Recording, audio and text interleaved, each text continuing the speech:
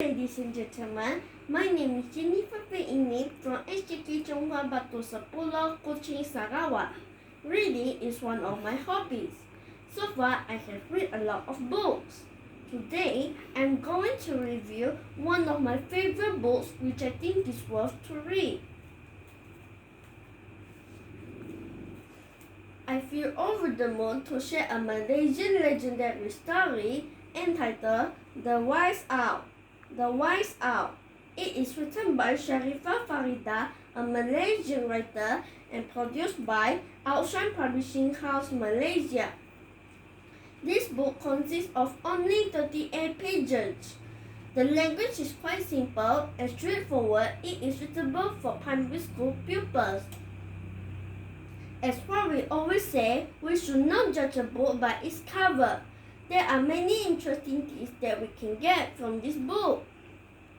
Without further ado, let me tell you shortly about this story. The story begins with there was a kind and loving fairy queen who always gave help to the animals and plants in a secret place called wood. They lived happily until one day, a giant came and destroyed their peaceful lives. Some young animals were caught and kept in huge cages. Flowers and plants were destroyed when the giant trampled on them, whereas trees were knocked down to build his giant home.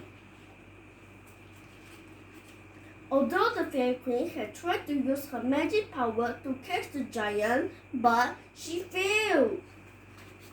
She was caught too. Luckily, there was a wise owl that came up with a solution. With the help of the animals in the woods and fireflies, they were able to chase the giant away. There are many different characters in the story, like the wise owl, the animals, the fairy queen, the giant, and the fireflies. But there is a distinctive character that I like very much, that is the owl. The owl. In the story, the owl was wise, calm, and knowledgeable. Although he did not have any magical powers like the fairy queen, with his calmness and knowledge, he was able to come up with a solution to chase the giant away.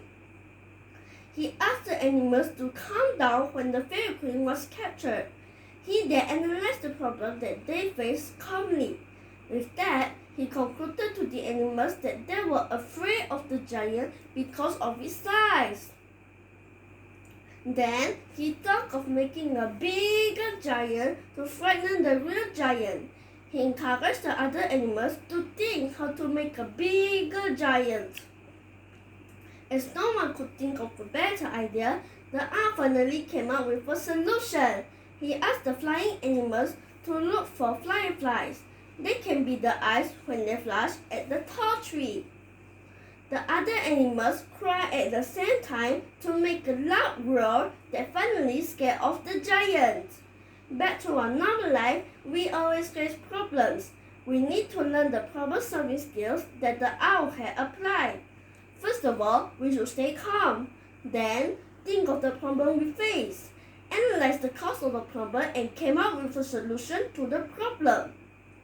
In the process of solving any problem, we need to apply our creativity and knowledge.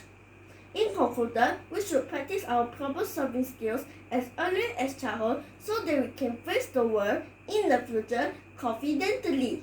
That's all for today. Thank you.